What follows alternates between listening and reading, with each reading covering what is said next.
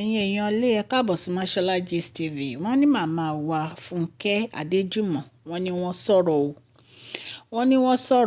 Wọ́n ní àwọn dúpẹ́ lọ́wọ́ Ọlọ́run yìí pé Queen Naomi wọ́n ti mọ àwọn èèyàn tó jẹ́ pé wọ́n nífẹ̀ẹ́ wọn yàtọ̀ sí àwọn èèyàn tí wọ́n nífẹ̀ẹ́ wọn. Wọ́n ní nǹkan tí ó ṣẹlẹ̀ tó fa ọ̀rọ̀ yìí ò ní wípé ìgbà tí Queen Naomi lọ sí inú pálàsì kábíyèsí wọ́n ní àǹtí wa chọ́ọ̀chì wọ́n ní bó ṣe rí wọn báyìí bó ṣe gan ni wọn báyìí wọ́n ní ó ti sáré lọ síbi tó ti fẹ́ gbà jáde ṣẹ́mi pé wọ́n ti restrict wọn ó ní ojú ibi tí wọ́n lè dé ní inú tó lè wọ̀ ní inú palace yẹn wọ́n ní àwọn areas kan tó yẹ pé wọ́n lè dé wọ́n ní bí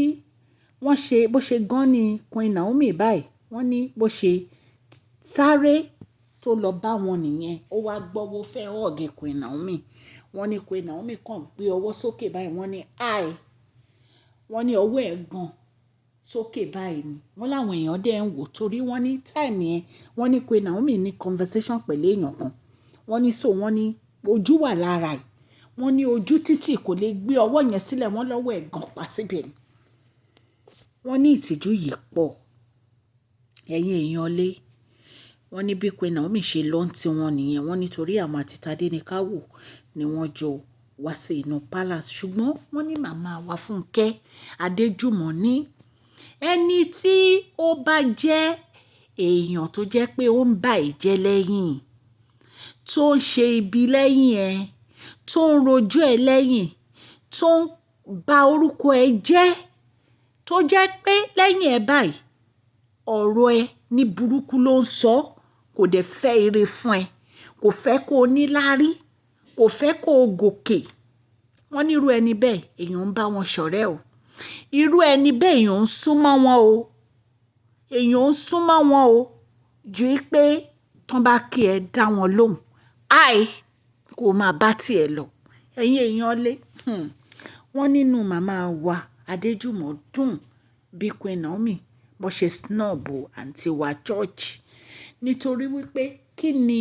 ẹ papọ̀ tó fẹ́ fi di pé o fẹ́ dì mọ́ Queen Naomi kí la mọ̀ tí wọ́n fi sọ́wọ́ tán fẹ́ dì mọ́ Queen Naomi ẹ̀yin náà ẹ mọ̀ pé gbogbo nǹkan tó ń ṣe nínú palace yẹn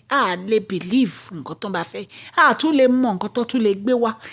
lè mọ̀ nǹkan tó fẹ́ ṣe at a particular time so kí la mọ̀ tán fi sọ́wọ́ náà fẹ́ dì mọ́ Queen Naomi lè sọ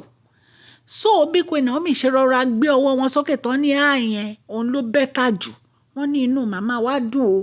wọ́n nítorí àdúrà tí màmá wa ń gbà fún Queen Naomi kì í ṣe kékeré ọ̀sán àti lóru ni wọ́n ń gbàdúrà fún wọn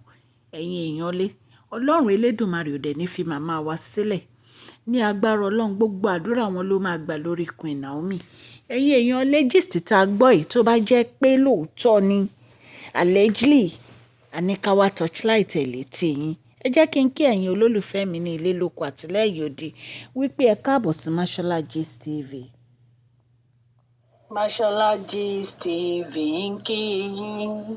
Mashola Gist TV ń kí yín adúpẹ́ àtọpẹ́dá Mashola Gist TV ń kí yín Mashola Gist TV ń kí yín ó ní ẹ ṣé o lọ́wọ́ ọkùnrin lọ́wọ́ obìnrin lọ́wọ́ ọmọdé lọ́wọ́ àgbà lórí gbogbo bẹ́ẹ̀ ṣe ń comment ten like ten share àdúpẹ́ ní ọwọ́ gbogbo yín Mashola Gist TV ń kí yín ẹ̀yin olólùfẹ́ wa ẹ káàbọ̀ sí Mashola Gist TV ṣé àlàáfíà ni ẹwà gbogbo lè ń kọ́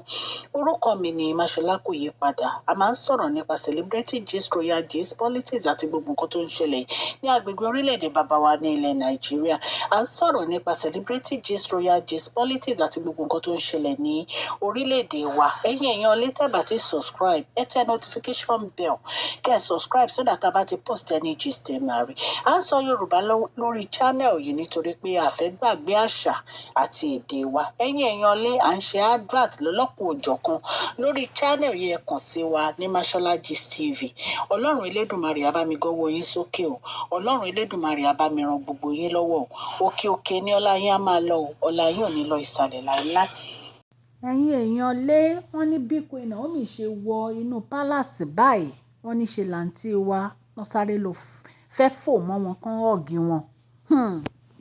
wọ́n ní iná èṣìṣì kì í jóyàn lẹ́ẹ̀mejì. Nǹkan tí Queen Naomi ti ọgbọ́n náà ti kọ́ nínú palace yẹn kì í ṣe kékeré. So béèyàn bá ń yọ̀ mọ́yàn láyọ̀jù kéèyàn fura o. Kéèyàn fura kì í ṣe nǹkan kékeré, kì í ṣe nǹkan téèyàn lè fi ṣeré rárá ní ọ̀rọ̀ palace bàbá erin ńlá. So wọ́n ní màmá wa Funke Adejumo wọ́n ní wọ́n gbàdúrà fún Queen Naomi pé Ọlọ́run Elédùmarè kò ní jẹ́ kí ọwọ́ ọ̀tá kó borí wọn o, àti gbogbo wa tẹ́ ń gbọ́ mi nílé àti èmi náà. Wọ́n ní agbára Ọlọ́run ìfẹ́ tó wà láàrin àwọn àti kábíyèsí kò ní di ìtẹ̀mọ́lẹ̀ o. Ayé ò ní dàárín wọn rú o. Wọ́n ní bí màmá wa ṣe gbàdúrà fún wọn nìyẹn, ẹ̀yin èèyàn lé. Wọ́n ní ojú ló ti àǹtí wa. Wọ́n ní bí wọ́n ṣe kọ́wọ́ wọn sílẹ̀ nìyẹn tán walk away kúrò ní ibẹ̀, ẹ̀yin èèyàn lé. Nǹkan tá a gbọ́ níta ní ká wá torchlight sí o, tó bá jẹ́ pé lóòótọ́ òun ni gist yìí. Ọlọ́run Elédùmarè aláàánú á wà pẹ̀lú gbogbo etí tó ń gbọ́ mi nílé o. Ní agbára Ọlọ́run gbogbo ìdáwọ́lé yín á máa yọrí sí rere o. Gbogbo bẹ́ẹ̀ ṣe ń subscribe, ten like, ten share videos wa, Ọlọ́run Elédùmarè ọba aláàánú á ṣàánú fún gbogbo yín o. Ẹ ní fi ọwọ́ yín, ẹ ní fi gbé ọmọ sí o. Òkè òkè ni ọlá yín á máa lọ. Ẹ jọ̀ọ́ ẹ bá mi fún fídíò yìí ní thumbs up o. Please share this video, like and subscribe. God bless you all.